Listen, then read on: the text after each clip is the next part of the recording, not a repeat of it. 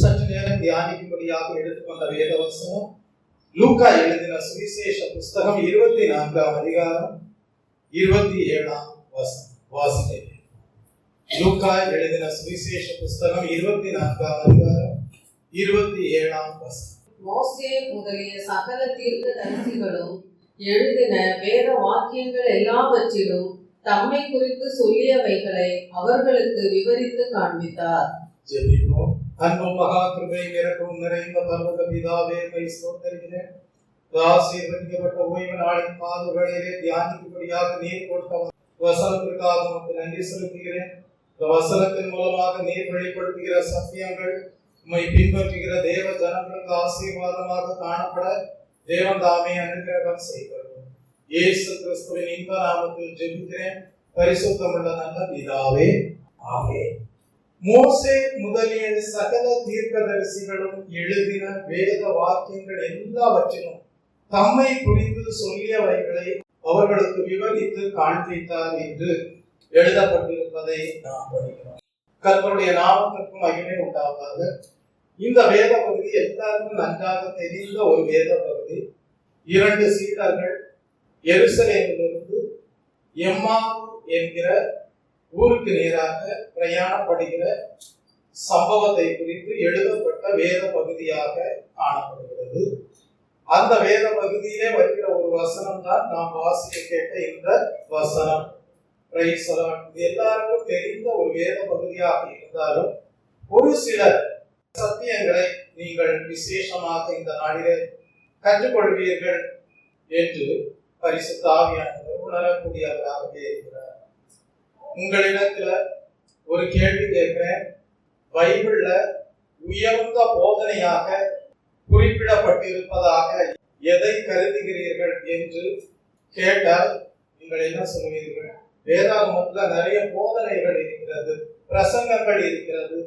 அந்த பிரசங்கங்களிலேயே உயர்ந்த போதனையாக நீங்கள் எதை கருதுவீர்கள் என்று கேட்டால் சிலர் சொல்வார்கள், மலையின் மேல் இயேசு கிறிஸ்து உட்கார்ந்து உபதேசம் பண்ணினாரே, மலை பிரசங்கமாக கருதுகிறோமே, அதை நாங்கள் உயர்ந்த போதனையாக கருதுகிறோம் என்று சிலர் சொல்வார்கள். இன்னும் சிலர் என்ன சொல்வார்கள் அப்படின்னா, இயேசு கிறிஸ்து உயிர்த்தெழுந்து சென்ற பிறகு பரிசுத்த ஆவியானவரை அனுப்பினாரே, அந்த பரிசுத்த ஆவியை பெற்றுக்கொண்ட பேதுரு பிரசங்கம் பண்ணினாரே, இயேசு கிறிஸ்து உயிர்த்தெழுந்த பிறகு அந்த பிரசங்கத்தை நாங்கள் உயர்ந்த போதனையாக கருதுகிறோம். ஏனென்றால் அந்த ஒரே பிரசங்கத்திலே 3000 பேர் என்ன செய்தார்கள்? ரட்சிக்கப்பட்டார்கள் என்று சிலர் சொல்லுகிறவர்களாக இருக்கிறார். இப்படியாக வேதாகமத்திலே சொல்லப்பட்டிருக்கிற பிரசங்கங்களை உயர்ந்த போதனைகளாக கருதுகிறவர்களாக, அந்த அபிப்பிராயங்களிலே வித்தியாசம் உடையவர்களாக அநேகர் காணப்படலாம். ஆனால் இந்த நாளிலே நாம் தியானிக்க போகிற வசனம் மெய்யாகவே ஒரு உயர்ந்த போதனையாகவே வேதாகமத்திலே குறிப்பிடப்பட்டிருக்கிறது என்பதை சுட்டிக்காட்ட பரிசுத்த ஆவியானவர் விரும்புகிறார். கர்த்தருடைய நாமத்திற்கு மகிமை உண்டாவதாக. சரி, இந்த வசனம் எப்படிப்பட்ட சூழ்நிலையிலே குறிப்பிடப்பட்டிருக்கிறது என்பதை குறித்து நாம் சிந்திக்கும் போது, லூக்கா எழுதின சுவிசேஷ புஸ்தகம் 24ஆம் அதிகாரத்தின் முதல் வசனத்திலிருந்தே வாசித்துக் கொண்டு வரும்போது, வாரத்தின் முதல் நாள் அதிகாலையிலே சில ஸ்திரீகள் என்ன செய்கிறார்கள் என்றால், தாங்கள் ஆயத்தம் பண்ணின கந்த வர்க்கங்களை எல்லாம் எடுத்துக்கொண்டு இயேசு கிறிஸ்துவை அடக்கம் பண்ணின கல்லறையின் இடத்திற்கு வருகிறார்கள். ஆனால் அவர்கள் பார்க்கிறார்கள், கல்லறையை அடைத்திருந்த கல் புரட்டி தள்ளப்பட்டிருக்கிறது. இயேசு கிறிஸ்துவின் சரீரத்தை காணவில்லை. ஆகவே அவர்கள் கலக்கமடைகிறார்கள். அந்த வேளையிலே பிரகாசம் உள்ள வஸ்திரம் தரித்த 2 பேர் அவர்கள் அருகே வந்து நிற்கிறார்கள். ஸ்திரீகள் பயப்படுகிற வேளையிலே அந்த தூதர்களை போல காணப்படுகிற பிரகாசம் உள்ள வஸ்திரம் தரித்த 2 பேர் என்ன சொல்கிறார்கள் என்றால், உயிரோடு இருக்கிறவரை நீங்கள் ஏன் மரித்தவரிடத்தில் தேடுகிறீர்கள்? அவர் இங்கே இல்லை, அவர் உயிர்த்தெழுந்தார் என்று சொல்லி 3ஆம் நாளிலே அவர் எழுந்திருக்க வேண்டும் என்று கலிலேயாவில் இருந்த காலத்திலேயே உங்களுக்கு சொன்னதை நினைவு கூறுங்கள் என்று குறிப்பிடுவதை நாம் படிக்கிறோம். ஆகவே அந்த ஸ்திரீகள் அந்த இயேசு கிறிஸ்து உரைத்த வார்த்தைகளை அந்த வேளையிலே நினைவு கூர்ந்து என்ன செய்கிறார்கள்? 11 சீடர்கள் இருந்த இடத்திற்கு வருகிறார்கள். அவைகளை யாருக்கு சொல்கிறார்கள்? 10ஆம் வசனத்திலே படிக்கிறோம். அப்போஸ்தலருக்கு சொன்னவர்கள் யார் என்றால் அந்த ஸ்திரீகளுடைய பெயர் என்ன? மகதலேனா மரியாள், யோவானாள், யாக்கோபின் தாயாகிய மரியாள். இப்படிப்பட்ட ஸ்திரீகள் தான் கல்லறை இடத்துக்கு போய் இயேசுவின் சரீரத்தை காணவில்லை, தேவதூதர்களை சந்தித்தது, அவர்கள் இயேசு கிறிஸ்துவின் வார்த்தைகளை நினைவுபடுத்தினது, அது எல்லாம் வந்து என்ன செய்கிறார்கள்? அப்போஸ்தலருக்கு சொல்கிறார்கள். அதை கேட்ட பேதுரு என்ன செய்கிறார்? எழுந்திருந்து கல்லறைக்கு போகிறார். அங்கே கல்லறை உள்ளே குனிந்து பார்க்கிறார், ஆச்சரியப்படுகிறார். ஏனென்றால் இயேசு கிறிஸ்துவின் சரீரத்தை சுற்றி இருந்த வஸ்திரங்களை எல்லாம் அங்கே வைக்கப்பட்டிருக்கிறது, ஆனால் இயேசுவையும் காணவில்லை. இப்படிப்பட்ட சந்தர்ப்பத்திலே தான் அந்த இயேசு கிறிஸ்து உயிர்த்தெழுந்த நாளிலே தான் 2 சீடர்கள் எருசலேமிலிருந்து எம்மாவு என்கிற ஊரை நோக்கி என்ன செய்கிறார்கள் என்றால் பிரயாணப்படுகிறார்கள். அவர்கள் பிரயாணப்படும் போது என்ன செய்கிறார்கள் என்றால் ஒரு குறிப்பிட்ட காரியத்தை பேசிக்கொண்டே செல்கிறார்கள். அது என்ன? அந்த வீக்ல நடந்த ஈவென்ட்ஸ் குறித்து பேசிக்கொண்டே செல்கிறார்கள். அதை தான் நாம் 15ஆம் வசனத்தை பார்க்கிறோம். போகையில் இப்படி அவர்கள் பேசி சம்பாஷித்துக் கொண்டிருக்கையில் என்று சொல்லப்பட்டிருப்பதை நாம் பார்க்கிறோம். Praise the Lord. கர்த்தருடைய நாமத்திற்கு மகிமை உண்டாவதாக. அப்ப அவர்கள் பேசின காரியம் என்னவாக இருந்திருக்கும் என்றால், தாங்கள் நம்பி இருந்த நம்பிக்கை எப்படிப்பட்டது, ஆனால் நடந்த காரியங்கள் எவ்விதமானது என்பதை குறித்துதான் அவர்கள் பேசுகிறவர்களாக நடந்து செல்கிறார்கள். ஆனால் அந்த வேளையிலே இயேசு கிறிஸ்து என்ன செய்கிறார் என்றால் அவர்களுடைய கூட நடந்து போகிறார். ஆனாலும் அவரை அறியாதபடிக்கு அவர்களுடைய கண்கள் மறைக்கப்பட்டிருந்தது என்று சொல்லப்பட்டிருக்கிறது. அப்போ ஒரு கேள்வி எழுப்புகிறது. உயிர்த்தெழுந்த கிறிஸ்து 2 பேரோடு நடந்து செல்லும் போது அவர்களால் என்ன செய்ய முடியவில்லை என்றால் இயேசு கிறிஸ்துவை அறிந்து கொள்ள முடியவில்லை, அடையாளப்படுத்திக் கொள்ள முடியவில்லை. அப்படிப்பட்ட நிலையிலே அவர்கள் நடந்து போகிறார்கள் இயேசுவுடனே கூட. நாம் சில அக்கேஷன் வேதாகமத்திலே சொல்லப்பட்டிருக்கிறதை வாசித்து பார்க்கும்போது அவ்விதமாகவே உயிர்த்தெழுந்த கிறிஸ்து அவர்கள் முன்பாக வந்து நின்ற வேளையிலே அவர்களால் அவரை சரியாக அறிந்து கொள்ள முடியாமல் இருந்தது என்பதை குறித்து வாசித்து விளங்கிக் கொள்ள முடியும். இதிலிருந்து நாம் என்ன கற்றுக்கொள்கிறோம் என்றால், உங்களோடும் கூட இன்றைக்கு ஒருவேளை உயிர்த்தெழுந்த கிறிஸ்து நடந்து வருகிறவராக இருக்கலாம், ஆனால் ஒருவேளை நீங்கள் அதை அறியாதிருக்கலாம். இதிலிருந்து நீங்கள் என்ன கற்றுக்கொள்கிறீர்கள்? எந்த சமயத்திலே எந்த நேரத்திலே தேவன் தம்மை உங்களுக்கு வெளிப்படுத்த வேண்டும் என்று நினைக்கிறார்கள், அந்த சமயத்திலே தான் நீங்கள் அவர் உங்களோடு நடந்து வருவதை அறிந்து கொள்ள முடியும். கர்த்தருடைய நாமத்திற்கு மகிமை உண்டாகும். அப்படிதான் வேதாகமத்திலே உயிர்த்தெழுந்த கிறிஸ்து அவர்களோடு இருந்தார், ஆனால் அவரையோ அவர்களால் அறிந்து கொள்ள முடியவில்லை என்று எழுதப்பட்ட இடங்களில் எல்லாம் என்ன சொல்லப்பட்டிருக்கிறது என்றால், பின்பு அவர்தான் என்று அறிந்து கொண்டார்கள் என்று எழுதப்பட்டிருக்கிறது. ஆனால் நாம் என்ன அறிந்து கொள்கிறோம்? இயேசு கிறிஸ்து தம்மை எப்பொழுது அவர் என்று வெளிப்படுத்த வேண்டும் என்று சித்தம் கொண்டிருக்கிறாரோ அப்பொழுதுதான் ஒரு மனிதனால் அவரை சரியாக தன்னோடு இருப்பதை அறிந்து கொள்ள முடியும். கர்த்தருடைய நாமத்திற்கு மகிமை உண்டாவதாக. வாசித்து பார்க்க நேரம் இல்லை, நீங்கள் வீட்டிலே போய் படித்து பாருங்கள். மத்தேயு 28ஆம் அதிகாரம் 17ஆம் வசனம், யோவான் 20ஆம் அதிகாரம் 14ஆம் வசனம், யோவான் 21ஆம் அதிகாரம் 4ஆம் வசனம். இந்த வசனங்களை எல்லாம் நீங்கள் வீட்டிலே போய் படித்து பார்ப்பீர்கள் என்றால் அறிந்து கொள்ளலாம். உயிர்த்தெழுந்த கிறிஸ்து அவர்களோடு இருந்தார், ஆனால் அவர்களோ அவரை அறியாதிருந்தார்கள். ஆனால் எழுதப்பட்டிருக்கிறது பின்பு அறிந்து கொண்டார்கள். அப்படியானால் தேவனுடைய விருப்பம் எவ்விதமாக இருந்திருக்கிறது என்றால், நம்மை சில மனிதர்கள் அறிந்து கொள்வதற்கு ஒரு குறிப்பிட்ட நேரம் இருக்கிறது. அந்த நேரத்திலே தான் தன்னை இயேசு கிறிஸ்து என்று வெளிப்படுத்த வேண்டும் என்கிற எண்ணம் தேவனுடைய மனதிலே உண்டாகி இருக்கிறது. ஆகவேதான் நாம் அறிந்து கொள்கிறோம். அவர் என்று இயேசு கிறிஸ்து என்று அறியாதிருந்தார்கள், பின்பு இயேசு கிறிஸ்து தான் என்று அறிந்து கொண்டார்கள் என்று எழுதப்பட்டிருக்கிறது. கர்த்தருடைய நாமத்திற்கு மகிமை உண்டாகிறது. ஆகவே இங்கே நாம் படிக்கிறோம் 15ஆம் வசனத்திலே, இப்படி அவர்கள் பேசி சம்பாஷித்துக் கொண்டிருக்கையில் இயேசுதாமே சேர்ந்து அவர்களுடனே கூட நடந்து போனார். ஆனாலும் அவரை அறியாதபடிக்கு அவர்கள் கண்கள் மறைக்கப்பட்டிருந்தது என்று படிக்கிறோம். இப்பொழுது 17ஆம் வசனத்திற்கு வரும்போது, அப்பொழுது அவர் அவர்களை நோக்கி, நீங்கள் துக்கம் உள்ளவர்களாய் வழி நடந்து ஒருவருக்கு ஒருவர் சொல்லிக் கொள்கிற காரியங்கள் என்ன என்று கேட்டார் என்று சொல்லியிருப்பதை நாம் படிக்கிறோம். தெய்வ பிள்ளையே, அப்ப அந்த 2 சீடர்களும் எப்படி காணப்படுகிறார்கள்? துக்க முகத்தோடு காணப்படுகிறார்கள். எப்படிப்பட்ட முகம்? துக்க முகத்தோடு காணப்படுகிறார்கள். ஏன் அவர்கள் துக்க முகத்தோடு காணப்படுகிறார்கள்? தெய்வ பிள்ளையே, ஒரு தேவ பிள்ளை துக்க முகத்தோடு காணப்படுகிறான் என்றால் அதனுடைய அர்த்தம் என்ன? ஒரு தேவ பிள்ளை துக்க முகத்தோடு காணப்படுகிறார் என்றால் அதனுடைய அர்த்தம் என்ன? யாராவது சிந்தித்து சொல்ல முடியுமா? ஏன் அந்த துக்க முகம் உண்டாகிறது என்றால் அவநம்பிக்கையினாலே. எதனாலே? அவநம்பிக்கையினாலே. தேவன் மீது வைத்த நம்பிக்கையிலே என்ன உண்டாகிறது? குறைவு உண்டாகிறது. அந்த குறைவு உண்டாகும் போது என்ன உண்டாகிறது? துக்கம் உண்டாகிறது. ஆனால் அப்படிப்பட்ட தெய்வீக நம்பிக்கையிலே குறைவு வருவதை தேவன் ஒருபோதும் என்ன செய்வதில்லை? விரும்புவதில்லை. ஆகவேதான் இங்கே இயேசு கிறிஸ்து கேட்கிறார், நீங்கள் துக்க முகம் உள்ளவர்களாக வழிநடந்து ஒருவருக்கு ஒருவர் சொல்லிக் கொள்கிற காரியங்கள் என்ன என்று கேட்பதை நாம் படிக்கிறோம். கர்த்தருடைய நாமத்திற்கு மகிமை உண்டாகும். அப்ப அவங்க துக்க முகமாக என்ன பேசிட்டு போயிருந்திருப்பாங்க? தாங்கள் நம்பி இருந்த குருவானவர், இரட்சகர் என்று அறியப்பட்டிருந்தவர் என்ன செய்து விட்டார்?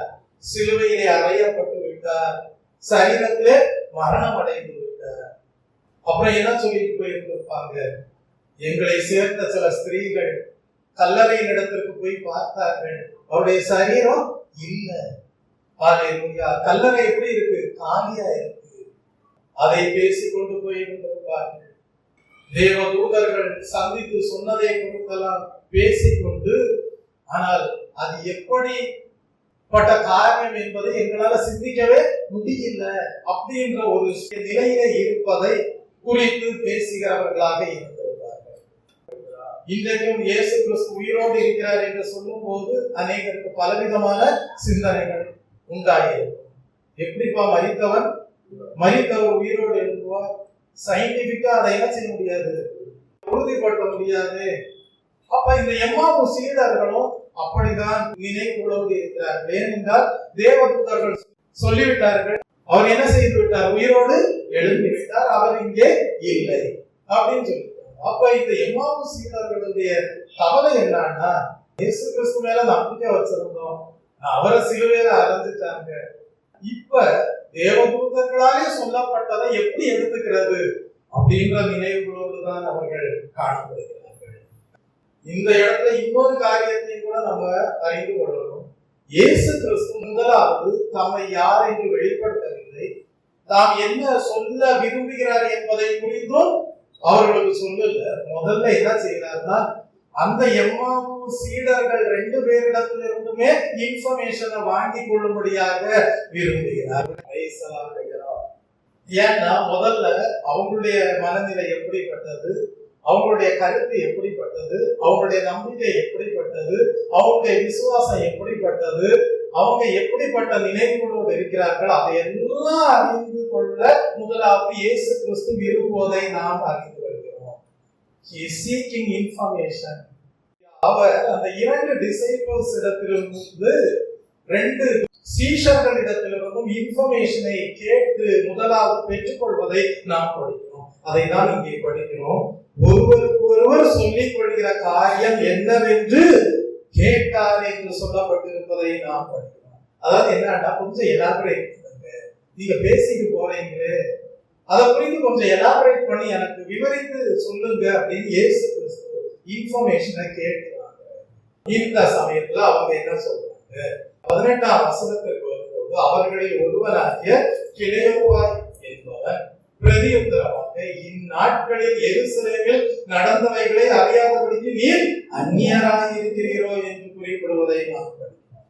அப்படின்னா என்ன அர்த்தம் அப்படின்னா, நீர் எருசலேம்ல தானே இருக்கிறீர்கள், கடந்த சில நாட்களாக நடந்து வருகிற காரியங்களை ஒருத்தர் கூட அறியாம இருக்க வாய்ப்பே கிடையாது. அவ்வளவு காரியங்கள் நடந்துகிட்டு இருக்கு. அப்படி இருக்க நீர் என்ன ஒரு அந்நியரை போல ஸ்ட்ரேஞ்சரா மாதிரி கேட்கிறீரே என்று அந்த இரண்டு பேரில் ஒருவர் கிளையோப்பா என்பவர் பதில் கொடுப்பதை நாம் படிக்கிறோம். இந்த கிளையோப்பா யார் என்பதை குறித்து நாம் வேதாகமத்தை படிக்கும் போது யோவான் 19ஆம் அதிகாரம் 25ஆம் வசனத்திலே அந்த கிளையோப்பா யார் என்று குறிப்பிடப்பட்டிருப்பதை நம்மால் படித்து அறிந்து கொள்ள முடியும். வாசிங்கள். யோவான் 19ஆம் அதிகாரம் 25ஆம் வசனம். இயேசுவின் சிலுவை அருகே அவருடைய தாயும் அவருடைய தாயின் சகோதரி கிளையோப்பா மரியாள், சகோதரி கிளையோப்பா மரியாள், மகதலேனா மரியாளும் நின்று கொண்டிருந்தார்கள் என்று படிக்கிறோம். அப்ப இந்த கிளையோப்பா தான் அந்த இரண்டு பேரில் ஒருவராக இருக்கிறார். ஆனா இன்னொருவர் யாருன்னு வேதாகமத்திலே சொல்லப்படவில்லை. அப்ப இந்த கிளையோப்பா என்ன சொல்லுகிறார் என்றால், எருசலேமில் இவ்வளவு காரியம் நடந்திருக்கு, அதெல்லாம் நீர் அறியாது இருக்க அந்நியரா, அதெல்லாம் கேள்விப்படாமல் இருக்கிறீரா என்று குறிப்பிடுவதை தெய்வ பிள்ளை. அப்படியானால் அவர்கள் என்ன சொல்ல வர்றாங்க தெரியுமா? நாங்க எல்லாம் இவர்தான் மேசியாவாக இருக்கலாம் என்று என்ன செய்தோம்? நம்பி இருந்தோம். நாசரேத்தில் ஊரை சேர்ந்த இயேசு கிறிஸ்து அவர்தான் மேசியாவாக வந்து இஸ்ரவேலை ரட்சிக்கிறவர் என்று நாங்கள் நம்பி இருந்தோம். ஆனால் எங்களுடைய நம்பிக்கை அப்படி இருக்க, எருசலேமில நடந்த சம்பவங்கள் எல்லாம் கொஞ்சம் எப்படி இருக்கு, கொஞ்சம் வித்தியாசமா நடந்திருக்கு. அதனாலதான் நாங்க கொஞ்சம் கவலையோட நடந்து போயிட்டு இருக்கோம் அப்படின்னு அவங்க சொல்றாங்க. அப்ப அவங்க எதிர்பார்த்தது என்ன, நடந்தது என்ன? அதுதான் இந்த வேத பகுதியிலே நாம் கற்றுக்கொள்ள வேண்டிய முக்கியமான விஷயம். அதை தான் இயேசு கிறிஸ்து அவர்களுக்கு கற்றுக் கொடுக்கக்கூடியவராக இருக்கிறார். அப்ப அவங்க நம்பி இருந்த நம்பிக்கை ஒன்றா இருக்க, நடந்ததோ வேறு விதமாக காணப்படுகிறது. அதனால அவங்க நம்பி இருந்த நம்பிக்கையில என்ன வருது? குறைவு வருது. அதனால அவங்க எப்படி இருக்காங்க? துக்கமா இருக்காங்க. சரி, அவங்க நம்பி இருந்த நம்பிக்கையில தங்களை வழிநடத்துகிறவராக நாசரேத் ஊரிலிருந்து வந்த இயேசு கிறிஸ்து வந்து யாரு? மேசியா. அவர் இஸ்ரவேலுக்கு எப்படி இருப்பார்? ரட்சகராக இருப்பார். மகிமை பொருந்தின ஒரு ராஜ்யத்தை என்ன செய்வார்? ஸ்தாபிப்பார். இதெல்லாம் தான் அவங்க நம்பி இருந்த நம்பிக்கையாக, விசுவாசமாக இருக்கிறது. ஆனால் நடந்தது என்ன? அவரை சிலுவையிலே அறைந்து. அதனால அவங்க நம்பிக்கையில இப்ப என்ன வந்திருக்கு? குறைவு. அவங்க விசுவாசத்துல என்ன வந்திருக்கு? குறைவு வந்திருக்கு. இப்ப அவங்களுடைய நம்பிக்கை எப்படி இருக்கு? கொஞ்சம் தடுமாற்றமாக காணப்படுது. அவங்க நடந்த காரியத்தினுடைய சத்தியம் என்ன நிறைவேறுகிறது என்பதை குறித்து சரியாக விளங்கிக் கொள்ளாதவர்களாக காணப்பட்டார்கள். அவர்களிலே என்ன காணப்படுகிறது? இப்ப புத்தி குறைவாக இருக்கிறது. தேவன் என்ன செய்து வருகிறார் என்பதை சரியாக அறிந்து கொள்வதற்கேதுவாக மனக்கண்கள் பிரகாசமடையாமல் காணப்படுகிறது. ஆகவே அவர்களிலே காணப்படுவது என்னவென்றால் மந்த புத்தி காணப்படுகிறது, அவிசுவாசம் காணப்படுகிறது. தேவன் என்ன செய்கிறார் என்பதன் சத்தியத்தை அவர்களால் என்ன செய்ய முடியல? அறிந்து கொள்ள முடியல. சரி, தொடர்ந்து நம்ம வாசிக்கும் போது 19ஆம் வசனத்துல இயேசு கிறிஸ்து கேட்கிறார், அவர் எவைகள் என்றார். அதற்கு அவர்கள் நசரேயனாகிய இயேசுவை குறித்தவைகளே. அவர் தேவனுக்கு முன்பாகவும் ஜனங்களுக்கு முன்பாகவும் செய்கையிலும் வாக்கிலும் வல்லமையுள்ள தீர்க்கதரிசியாய் இருந்தார். நம்முடைய பிரதான ஆசாரியரும் அதிகாரிகளும் அவரை மரண ஆக்கினைக்குட்படுத்தி சிலுவையில் அறைந்தார்கள். அவரே இஸ்ரவேலை மீட்டு ரட்சிப்பவர் என்று நாங்கள் நம்பி இருக்கிறோம். இவைகள் சம்பவித்து இன்று 3 நாளாகிறது. ஆனாலும் எங்கள் கூட்டத்தை சேர்ந்த சில ஸ்திரீகள் அதிகாலமே கல்லறையின் இடத்திற்கு போய் அவருடைய சரீரத்தை காணாமல் திரும்பி வந்து அவர் உயிரோடு இருக்கிறார் என்று சொன்ன தேவதூதரை தரிசித்தோம் என்று சொல்லி எங்களை பிரமிக்க பண்ணினார்கள் என்று சொல்வதை. அப்பொழுது எங்களிலே சிலர் கல்லறையின் இடத்திற்கு போய் ஸ்திரீகள் சொன்னபடியே கண்டார்கள், அவரையும் காணவில்லை என்று குறிப்பிடுவதை நாம் அப்படியானால் இந்த எம்மாவு சீடர்கள் இயேசு கிறிஸ்து கொஞ்சம் விளக்கி சொல்லுங்கள் என்று கேட்டபோது இவ்விதமாக விளக்கி சொல்கிறார்கள். அதாவது அவர்களோடு இருந்த மற்ற சில சீடர்கள் அதே நாள் காலை வேளையிலே இயேசு கிறிஸ்துவை அடக்கம் பண்ணியிருந்த கல்லறை இடத்துக்கு சென்றதாகவும், கல்லறை எப்படி இருந்தது, காலியாக இருந்ததாகவும், தற்போது அதை குறித்துதான் நினைத்துக் கொண்டே பேசிக்கொண்டே செல்வதாகவும், அதை எப்படி என்று சிந்திக்கவே முடியல அப்படின்ற நிலையில் இருப்பதாகவும் அவர்கள் குறிப்பிடுகிறார்கள். அந்த வேளையிலே தான் இயேசு கிறிஸ்து என்ன குறிப்பிடுகிறார்? அப்பொழுது 25ஆம் வசனம், அவர் அவர்களை நோக்கி, தீர்க்கதரிசிகள் சொன்ன யாவையும் விசுவாசிக்கிறதற்கு புத்தி இல்லாத அந்த இருதயமுள்ளவர்களே, கிறிஸ்து இவ்விதமாய் பாடுபடவும் தமது மகிமையில் பிரவேசிக்கவும் வேண்டியதில்லையா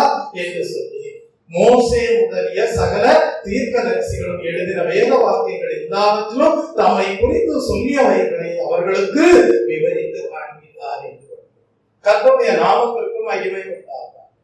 அதாவது இயேசு கிறிஸ்து இப்ப அவங்கள கொஞ்சம் சாந்தமாக கடிந்து கொள்கிறார். எப்படி சாந்தமாக கடிந்து கொள்கிறார்? அதாவது அவர் வெறுக்கவும் கூடாது, அதே நேரம் அவர் சொல்ற கருத்தை ஏற்றுக்கொள்ளவும் வேண்டும் என்கிற நிலையிலே ஒரு கண்டிப்பு. யாராவது ஒரு சின்ன பிள்ளை சர்ச்சுக்கு வருது, பயங்கரமா சேட்டை பண்ணிட்டு இருக்கு, நான் என்ன சொல்றேன்னா வெளியே போடாது, நீங்க என்ன செய்யக்கூடாது, உட்காரக்கூடாது அப்படின்னு சொன்னேன். அதுக்கு பிறகு அது வருமா? இந்த பிள்ளை வராது, அந்த பையன் என்ன செய்ய மாட்டான், வரமாட்டான். அதுக்கு பதிலாக அதை எப்படி கடிந்து கொள்ளலாம்? சாந்தமாக கடிந்து கொள்ளலாம்.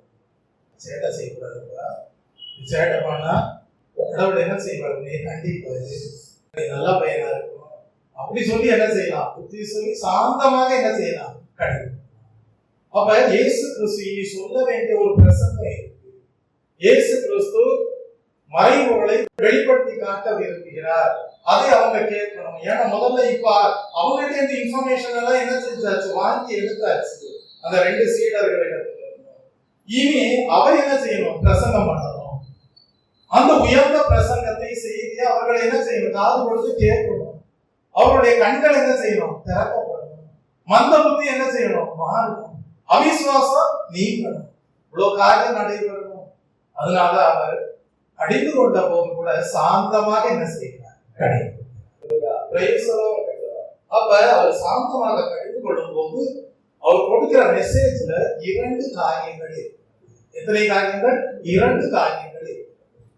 அதை நான் உங்களுக்கு சுருக்கமா சொல்லிட்டு நம்ம இந்த வசனத்தை வாசிக்கலாம். அந்த 2 காரியம் என்ன அப்படின்னா, அவங்க அதுவரைக்கும் அந்த சீடர்கள் என்ன நினைச்சுட்டு இருந்தாங்க அப்படின்னா, மேசியாவாக காணப்படுகிற இயேசு கிறிஸ்து மகிமையான ராஜ்யத்தை ஏற்படுத்தி கொடுப்பார் என்கிற எண்ணம் மட்டும்தான் உங்களுக்கு இருந்ததே தவிர, அப்படிப்பட்ட இரட்சகராக காணப்படுவார் என்கிற எண்ணம் மட்டும்தான் அவர்களுக்கு இருந்ததே தவிர, ஆனா அப்படிப்பட்ட ஒரு மகிமையான ராஜ்யத்தை ஸ்தாபிப்பதற்கு முன்பு அவர் பாடுபட வேண்டும், அவர் மனிதர்களால் புறக்கணிக்கப்பட வேண்டும், ஜனங்களால் நிராகரிக்கப்பட வேண்டும், நிந்தனைகளையும் அவமானங்களையும் சந்திக்க வேண்டும், சிலுவையிலே அறையப்பட வேண்டும், முழு மனுக்குலத்திற்காகவும் பாவ நிவாரண பலியாக மாற வேண்டும், இரத்தம் சிந்த வேண்டும், தம்முடைய ஆழமான அன்பை மனுக்குலத்திற்கு வெளிப்படுத்த வேண்டும். இது எல்லாவற்றையும் அவர்கள்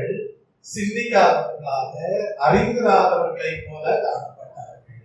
அதனால இயேசு கிறிஸ்துவனுடைய மெசேஜ்ல, உயிர்த்தெழுந்த கிறிஸ்துவனுடைய மெசேஜ்ல 2 பகுதிகள் காணப்படுகிறது. அது என்னவென்றால், மகிமையின் ராஜ்யம் ஸ்தாபிப்பதற்கு முன்பாக இயேசு கிறிஸ்து மனுக்குலத்துக்காக இரட்சகராக பாடுகளை ஏற்றுக்கொள்ள வேண்டும், சிலுவையிலே மரிக்க வேண்டும், தம்முடைய விலையேறப்பட்ட இரத்தத்தை கிரயமாக மனுக்குலத்திற்காக செலுத்த வேண்டும் என்கிற ஒரு பகுதியை அவர்களுக்கு விளங்க வைத்து காண்பித்தார். தன்னுடைய நாமத்திற்கு மகிமை உண்டாகும். ஏன்னா அவங்க என்ன நினைச்சிருந்திருக்கலாம்னா, நாங்க நம்பி இருக்கிற மேசியா, நாங்க நம்பி இருக்கிற தெய்வம், நாங்கள் நம்பி இருக்கிற தெய்வத்திற்குரிய ஸ்தானமாய் இருக்கிறவர் என்ன செய்யக்கூடாது, மறிக்கக்கூடாது, பாடுபடக்கூடாது, அவர் சர்வ வல்லமையுள்ள தேவன், அவர் என்ன செய்யக்கூடாது, நிந்திக்கப்படக்கூடாது, அவமானப்படுத்தப்படக்கூடாது. இப்படிதான் அவங்களுடைய எண்ணங்கள் எல்லாம் இருந்திருக்குமே தவிர சிலுவையிலே அறையப்பட்டு மரிப்பதை அவங்களால ஒரு நாளும் என்ன செய்ய முடியல, யோசித்து கூட பார்க்க முடியல. அதனாலதான் இப்ப இயேசு கிறிஸ்துவினுடைய மெசேஜ் மகிமையின் ராஜ்யத்தை ஸ்தாபிக்கக்கூடிய சர்வ வல்லமையுள்ள தேவன் என்கிற இரண்டாம் பகுதிக்கு முன்பாக நடைபெற வேண்டிய முதல் பகுதி என்ன என்பதை இயேசு கிறிஸ்து அவர்களுக்கு வெளிப்படுத்தி காண்பிப்பதை நாம் படிக்கிறோம். இப்ப அந்த வசனங்களை நம்ம மறுபடி படிக்கிறோம்.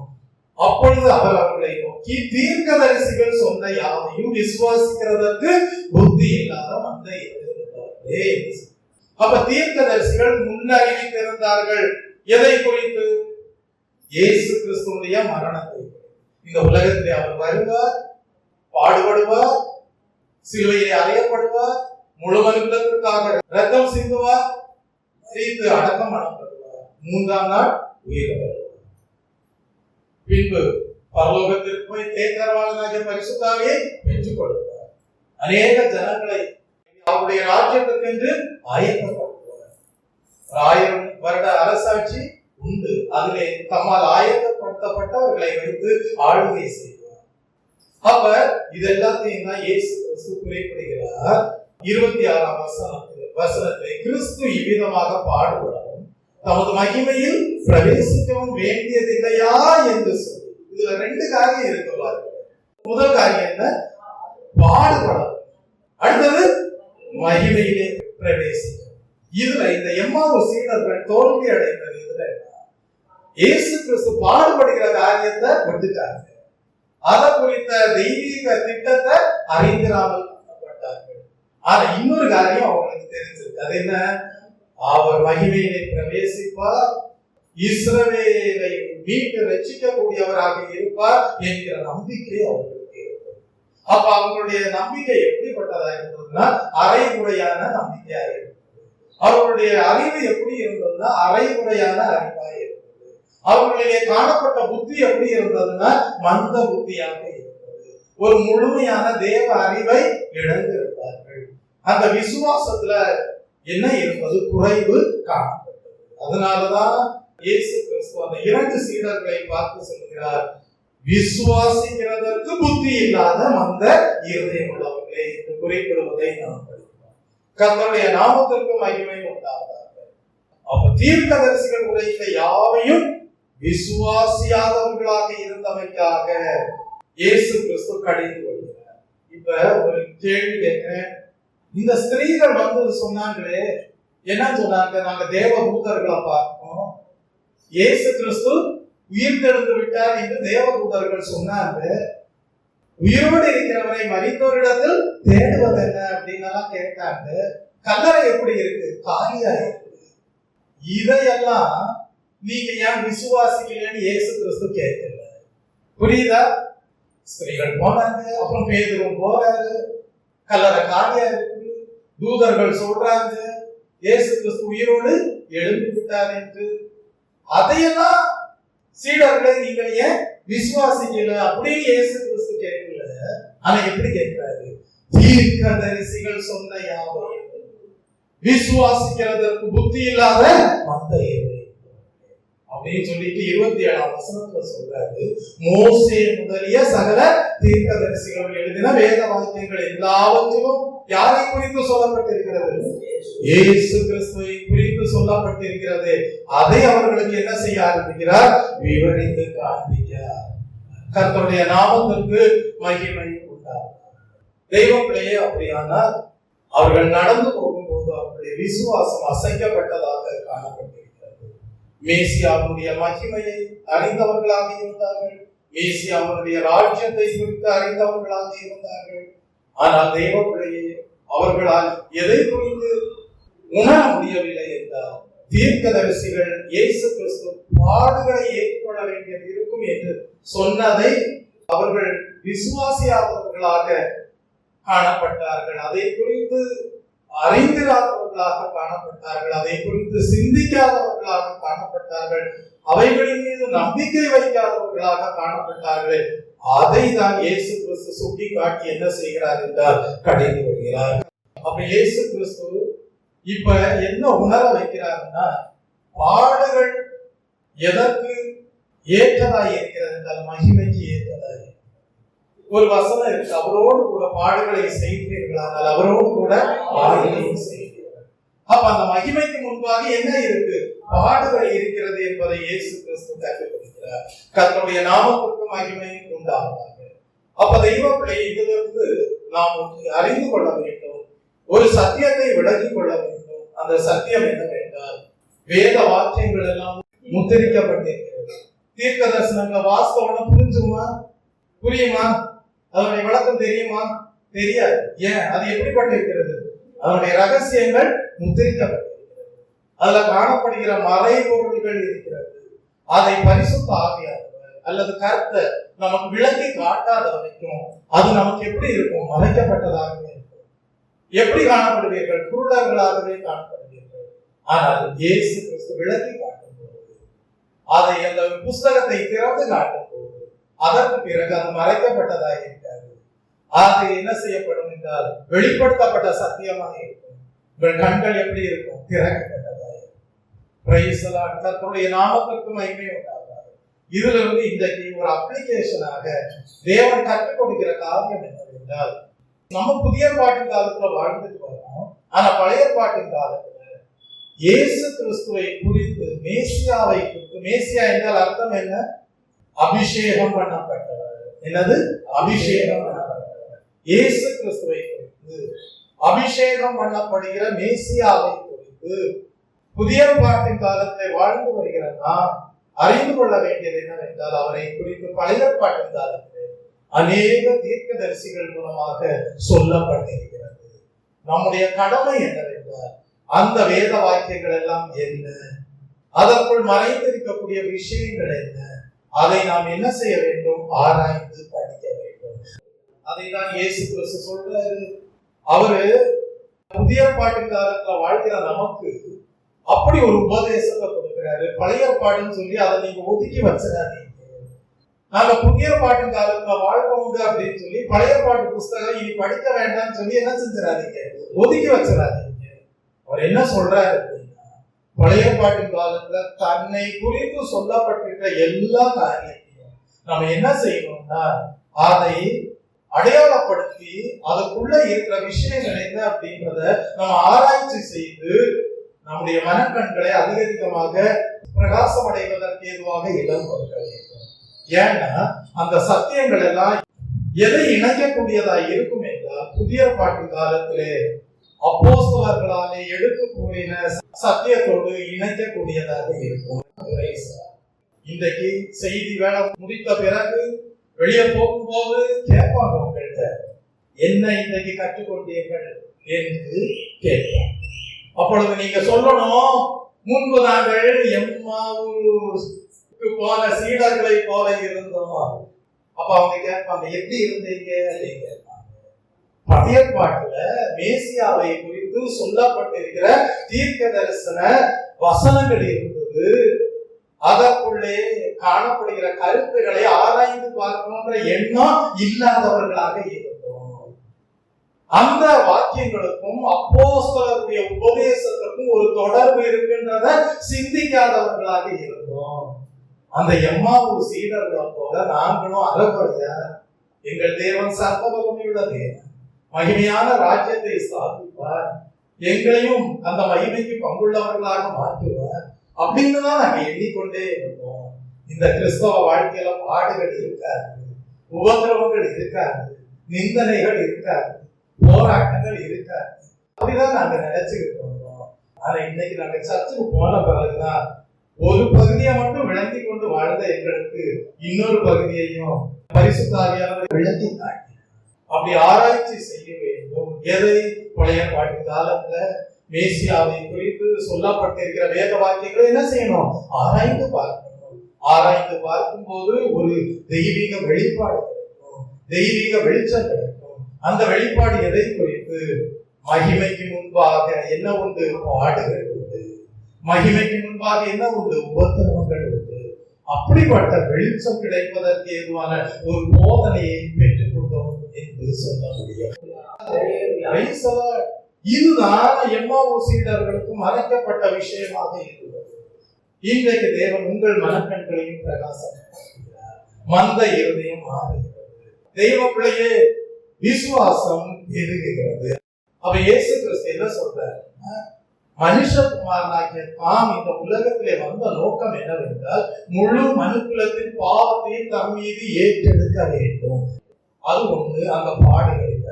இரண்டாவது என்னன்னா, அந்த பாடுகளிலே உள்ள இன்னொரு சாராம்சம் என்ன? அந்த பாவத்தை நீக்கி சுத்திகரிக்க வேண்டும். அப்ப பாடுகளில இரண்டு அம்சங்கள். பாடுகளிலே எத்தனை அம்சங்கள்? இரண்டு அம்சங்கள். ஒன்று என்ன? தாம் முழு மனுக்குலத்தின் பாவத்தை தம் மீது ஏற்றெடுக்க வேண்டும். இரண்டாவது என்ன? மனுக்குலத்தின் பாவத்தை நீக்கி சுத்திகரிக்க வேண்டும். இந்த இரண்டு அம்சத்தை கூட குறிப்பிடக்கூடியவராக இருக்கிறார். கர்த்தருடைய நாமத்திற்கு மகிமை உண்டாவதாக. இப்பொழுது நீங்கள் அதை குறித்து பிலிப்பியர் 2ஆம் அதிகாரம் 5 முதல் 11 வசனங்களிலே வாசித்து அறிந்து கொள்ளலாம். அடுத்ததாக எபிரேயருக்கு எழுதின புஸ்தகம் 1ஆம் அதிகாரம் 3ஆம் வசனத்திலே படித்து அறிந்து கொள்ளலாம். கர்த்தருடைய நாமத்திற்கு மகிமை உண்டாவதாக. அதாவது பாவத்தை தம் மீது ஏற்றுக்கொள்வது, இன்னொன்று பாவத்தை நீக்கி சுத்திகரிப்பது. இந்த இரண்டு அம்சங்களும் இயேசு கிறிஸ்து பட்ட பாடுகளிலே காணப்படுகிறது. அது மனுக்குலத்திற்கு ஆசீர்வாதமாக இருக்கிறது. Praise the Lord. அப்படியானால் இதுவரைக்கும் நீங்க நம்முடைய தேவனை ஆராதிக்கும் போது என்னெல்லாம் சொல்லி ஆராதிச்சிருக்கீங்க சொல்லுங்க? நல்லவர், வல்லவர், போதுமானவர், பெரியவர், பரிசுத்தர், அற்புதங்களை செய்கிறவர், மகிமையின் தேவன், உயிரோடு எழுந்தவர். இப்படி நீங்க தேவனை குறித்து கேட்டால் அவரை குறித்து ஆராதிப்பதற்கேதுவான பல சிறப்பான காரியங்களை சொல்லுவீங்க. ஆனா இன்னைக்கு நீங்க மெசேஜ் கேட்டு போன பிறகு ஒரு முக்கியமான காரியத்தை தேவனை குறித்து அறிந்து கொண்டு தேவனை மகிமைப்படுத்த வேண்டும். அது என்ன தெரியுமா? நாங்கள் ஆராதிக்கிற தேவன் வேத வாக்கியங்களை விளக்கி காட்டுகிற தேவன். நாங்கள் ஆராதிக்கிற தேவன் மனக்கண்களை பிரகாசிப்பிக்கிற தேவன். நாங்கள் ஆராதிக்கிற தேவன் மந்த புத்தியை மாற்றுகிற தேவன். நாங்கள் ஆராதிக்கிற தேவன் அவிசுவாசத்தை நீக்குகிற தேவன்.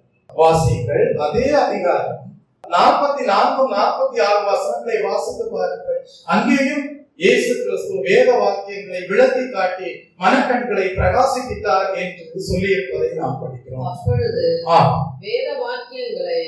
வேத வாக்கியங்களை அறிந்து கொள்ளும்படி அவர்களுடைய மனதை அவர் திறந்து அவர்களை நோக்கி அவர்கள் திறந்து அவர்களை நோக்கி எழுதியிருக்கிறபடி இங்கே அந்த ரெண்டு அம்சம் வருது பாருங்க. கிறிஸ்து பாடுபடவும் 3ஆம் நாளில் மரித்தோரிலிருந்து எழுந்திருக்கவும் வேண்டியதாக இருந்தது. அப்ப இன்னைக்கு இதை ஸ்ட்ரெஸ் பண்ணி நான் பேசி இயேசு கிறிஸ்து உயிர்த்தெழுந்த பிறகு செய்தி கொடுத்ததுல ரெண்டு அம்சம் இருக்கு, அதை கொஞ்சம் கவனமா பாருங்க, அதை கொஞ்சம் கவனமா ஆராய்ச்சி பண்ணுங்க நான் சொல்லல. இன்னைக்கும் உங்க மைண்ட் எப்படிதான் இருக்கும்? மூடி இருக்கக்கூடியதா.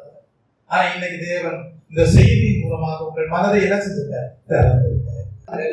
விசுவாசத்தை பெருக வைக்கிறார், அவிசுவாசத்தை போக்குகிறார், மந்த புத்தியை நீக்குகிறார். ஒரு முழுமையான புத்தி உள்ளவர்களாக வாழ தேவன் அனுகிரகம் செய்கிறார். கர்த்தருடைய நாமத்திற்கு மகிமை உண்டாகும். அப்படியானால் தெய்வ பிள்ளையே, பாவம் என்பது எப்படிப்பட்டது? தெரிவிலானது. எப்படிப்பட்டது? தெரிவிலானது. பாவம் என்பது மிகவும் மோசமானது. பாவம் என்பது ரொம்ப மோசமானது என்பதுதான் பழைய ஏற்பாட்டு புஸ்தகம் முழுவதும் சொல்லப்பட்டிருக்கிற விஷயம். அததான் இயேசு கிறிஸ்து சொல்றார். மோசே முதல் கொண்டு தீர்க்கதரிசிகளாகி தம்மை குறித்து சொல்லப்பட்டிருக்கிற எல்லாவற்றையும் கொஞ்சம் என்ன செய்யுங்க? ஆராய்ந்து பாருங்க, படியுங்க, வாசிங்க. ஏன்னா பழைய ஏற்பாடு புஸ்தகம் எல்லாம் எதை பற்றி சொல்லப்பட்டிருக்குன்னா பாவம் கொடுமையானது. அந்த பாவத்திற்கு என்ன உண்டு? தண்டனை உண்டு. அதுக்காக பழைய ஏற்பாட்டின் காலத்துல தேவன் என்ன செய்தார்னா சாக்ரிஃபிஷியல் சிஸ்டம், பலி செலுத்தக்கூடிய காரியங்களை மோசையின் மூலமாக கொடுத்தார். இந்த பலிகளை எல்லாம் செலுத்தினா பாவம் மறைக்கப்படும். பாவங்களுக்கு ஏற்ற ஒரு பலி செலுத்தக்கூடிய சில பிரமாணங்களை எல்லாம் மோசையின் மூலமாக தேவன் கொடுத்திருந்தார். ஆனாலும் அந்த பலிகள் எல்லாம் என்ன செய்யல?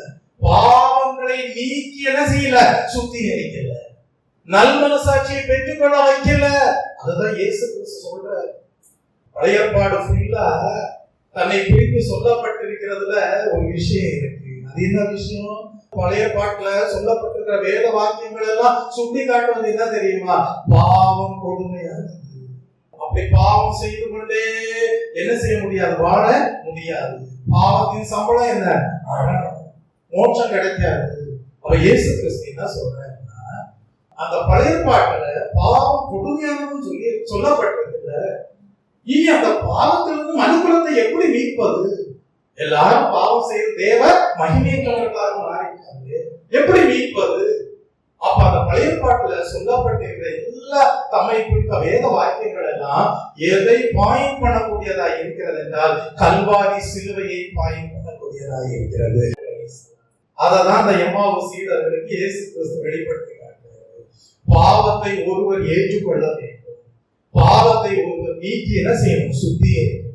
அதற்காக ஒரு பரிசுத்தமுள்ள இரத்தம் என்ன செய்யணும்? விலை கிரயமாக செலுத்தப்பட வேண்டும். ஏன்னா பழைய பாட்டு காலத்திலே இருக்கு, விலை கிரயம் கொடுக்கணும் அப்படின்னு இருக்கு. ஆனா அது ஒரு பூரணமான ஒரு பலியாக காணப்படவில்லை. அப்ப இயேசு கிறிஸ்து தான் சொல்றாரு, தாம் மரித்ததிலே ஒரு நோக்கம் இருக்கிறது, தாம் பாவத்தை தம் மீது ஏற்றெடுத்ததிலே ஒரு நோக்கம் இருக்குது. அது என்ன? மனுக்குலத்தை நம்மை விசுவாசிக்கிறவர்களை பாவத்திலிருந்து விடுதலையாக்க வேண்டும், பாவங்களை நீக்கி அவர்களை சுத்திகரிக்க வேண்டும். அந்த நோக்கம் நிறைவேறினதான் மகிமை ராஜ்யத்துல அவர்கள் அவரோடு இருந்து ஆளுகை செய்ய முடியும். அதைதான் இயேசு கிறிஸ்து என்ன சொல்கிறார் என்றால், தன்னுடைய மரணமானாலும் சரி, உயிர்த்தெழுதலானாலும் சரி, அது பாவத்தோடும் நியாயத்தீர்ப்போடும் சம்பந்தம் உள்ளதாக இருப்பதை எடுத்துக் கூறுகிறார். கர்த்தருடைய நாமத்திற்கு மகிமை உண்டாகும். இயேசு கிறிஸ்து ஏன் மரித்தார் என்று கேட்டால் சொல்லுவார், பாவிகளை ரட்சிக்கவே கிறிஸ்து இயேசு இந்த உலகத்திற்கு வந்தார். அப்ப எங்கள் பாவங்களை அவர் தம் மீது ஏற்றுக்கொண்டபடியினால் தான் மரித்தார். அப்ப அவருடைய ரிசரக்ஷன், அவருடைய உயிர்த்தெழுதல் எதற்கு? பாவங்கள் நீங்களாக்கப்பட்டு சுத்திகரிப்படைந்தவர்கள் நியாய தீர்ப்பிலிருந்து தப்பிக்கொள்கிறார்கள். ஆனால் பாவத்திலேயே ஜீவிக்கிறவர்கள் பாவத்தின் சம்பளமாகிய மரணமாகிய பாதாளத்திலே சென்றடையக்கூடியவர்களாக இருப்பார். அதை தான் இயேசு கிறிஸ்து விளங்க வைத்து, நாம் ஒரு ரட்சகர் தான், நாம் ஒரு மகிமையின் ராஜ்யத்தை ஸ்தாபிக்கக்கூடியவர் தான். ஆனால் அதற்கு முன்பாக அவர் மனுக்குலத்திற்காக என்ன செய்ய வேண்டும்? அந்த மகிமையின் ராஜ்யத்துக்கு ஆயத்தப்படுத்தும்படியாக மனுக்குலத்தின் பாவத்தை ஏற்றெடுத்து மனுக்குலத்தை சுத்திகரிக்கும்படியாக தாம் சிலுவையிலே பலியாக வேண்டும் என்பதை குறிப்பிடுகிறார். அப்ப இதுவரைக்கும் அந்த எம்மாவு சீடர்கள் எப்படி இருந்திருப்பாங்க? அவங்களால சிலுவையை என்ன செய்யவே முடியல, ஏற்றுக்கொள்ளவே முடியல. தங்கள் தெய்வம், தங்கள் குருநாதர் சிலுவையிலே மறிப்பதா, பாடுகளை படுவதா, நிந்திக்கப்படுவதா, அவமானப்படுவதா, இதெல்லாம் அவங்களால என்ன செய்ய முடியல, கிரகிக்கவே முடியல. இன்னொன்று, மரித்தவர் உயிரோடு எழுந்ததா, அதை இன்னும் என்ன செய்ய முடியல, சிந்தித்து கூட பார்க்க முடியல. இயேசு கிறிஸ்து என்ன செய்கிறார் என்றால், அதை விளங்கி காட்டும் போதே அவருடைய இருதயம் எப்படி இருக்கு? குழுந்து விட்டு எரியார். மூடப்பட்டிருக்கிற கண்கள் என்ன செய்யுது? மனக்கண்கள் திறக்கப்படுது. கொஞ்சம் புத்தி அதிகமா உள்ள என்ன செய்யுது? அவருடைய மனதுக்குள்ள இருதயத்துக்குள்ள போய்கொண்டே இருக்கிறது. இப்படிப்பட்ட ஆவியிலே அண்ணனுள்ளவர்களாக கிறிஸ்துவோடு நடந்து கொண்டே போகிறார்கள். தெய்வ பிள்ளையே அப்படி போன வேளையில சாயங்காலம் ஆகிறது. என்ன ஆகிறது? சாயங்காலம் ஆகிறது. இப்ப தொடர்ந்து நாம படிப்போம். 28ஆம் வசனத்துல படிப்போம். அத்தருணத்தில் தாங்கள் போகிற கிராமத்திற்கு சமீபமானார்கள். அப்பொழுது அவர் அப்புறம் போகிறவர் போல காண்பார்கள். இயேசு கிறிஸ்துடைய பிரசங்கம் முடிஞ்சிருச்சு. என்னது? இயேசு கிறிஸ்துடைய பிரசங்கம் முடிஞ்சிருச்சு. அவரை சொல்ல வேண்டியதை என்ன செஞ்சுட்டார்? சொல்லி காட்டுகிறார். எந்த காரியத்தில் அவிசுவாசம் இருந்ததோ அந்த அவிசுவாசம் நீக்குவதற்கு ஏதுவான புத்தியை கொடுத்து விட்டார். ஏன்னா விசுவாசம் எதனால வரும்? கேள்வியினால வரும். எதனால வரும்? கேள்வியினால. கேட்க கேட்கலாம் விசுவாசம். நல்ல செய்தியை கேட்டுட்டாங்க, விசுவாசம் வந்துருச்சு, மந்த இருதயம் மாறிடுச்சு, இருதயம் இப்ப கொழுந்து விட்டு எரிய ஆரம்பிச்சிருச்சு. இப்ப இயேசு கிறிஸ்து அவருடைய ஊழியத்தை முடிச்சுட்டு கிளம்ப ரெடியானாரு. அப்புறம் போகிறவர் போல காண்பாங்க. ஆனா இந்த எம்மாவு சீடர்களுடைய வாழ்க்கையில இருந்த ஒரு நல்ல குணம் என்ன பாருங்க. 29ஆம் வசனம். அவர்கள் அவரை நோக்கி, நீர் எங்களுடனே தங்கியதும் சாயங்காலம் ஆயிற்று, பொழுதும் போயிற்று என்று அவரை வருந்தி கேட்டுக்கொண்டார்கள். அப்பொழுது அவர் அவர்களுடனே தங்கும்படி உள்ளே போனார் என்று சொல்லப்பட்டிருப்பதை நாம் படிக்கிறோம். தங்களுடைய நாமத்திற்கு மகிமை உண்டாகும். அப்ப இந்த வேளையை இயேசு கிறிஸ்து தங்களை விட்டு போக போகிறார். ஆனா அவங்களுடைய இருதயம் கொழுந்து விட்டு இருந்ததுனால என்னவோ அவரை விடுறதுக்கு அவங்களுக்கு மனசு இல்லை. இப்ப நான் கேட்கிறேன், அவங்க அவர் அப்புறம் போகிறவர் போல காண்பித்த வேலையில இவங்களும் சரி போயிட்டு போட்டுன்னு விட்டு இருந்தா அவர் அவங்க வீட்டுக்குள்ள போயிருப்பாரா? போயிருக்க. ஆனா அவங்க இயேசு கிறிஸ்துவை அவருடைய வீட்டுக்கு என்ன செய்தார்கள்? வரவேற்றார்கள். அருமையா அருமையா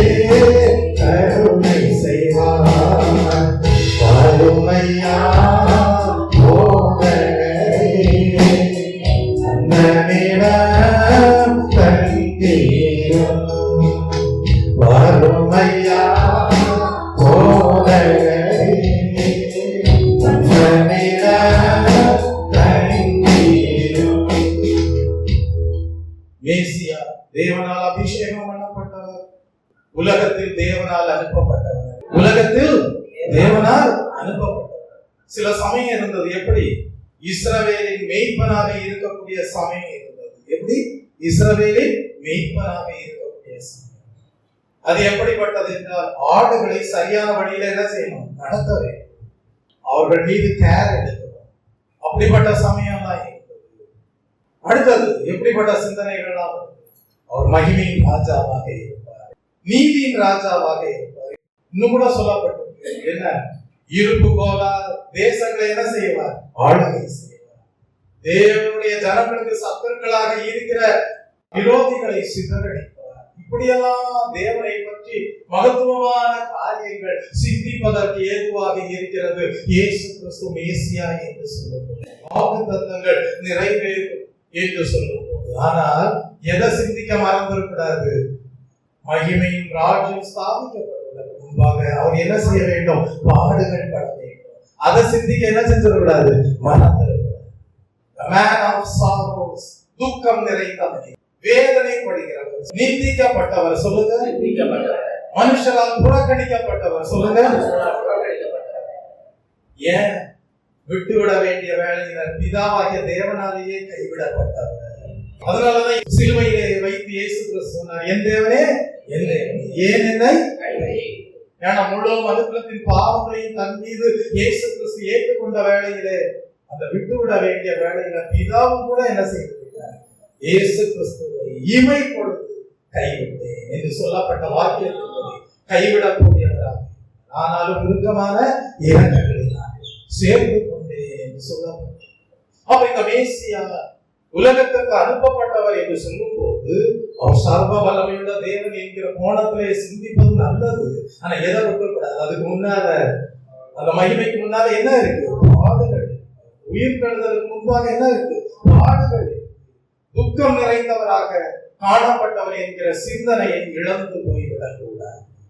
ஏனென்றால் யூதர்கள் என்ன நினைச்சிருப்பாங்க அப்படின்னா, இயேசு கிறிஸ்துவை எவ்விதமாக ஒரு உருவகத்தோடு குணமுடையவராக பார்த்திருப்பார்கள் என்றால், சரித்திரத்திலேயே இரத்த சாட்சியாக மரித்த அநேகரில் இவரும் ஒருவர் என்கிற எண்ணத்தோடு இருந்திருக்கலாம். எப்படி இருந்திருக்கலாம்? சரித்திரத்துல நிறைய பேர் எப்படி மரித்தாங்க? இரத்த சாட்சிகளா மரித்தாங்க. அப்படி உயர்ந்த மனிதர்களிலே இவரும் ஒருவர் என்று நினைத்திருக்கிறார்.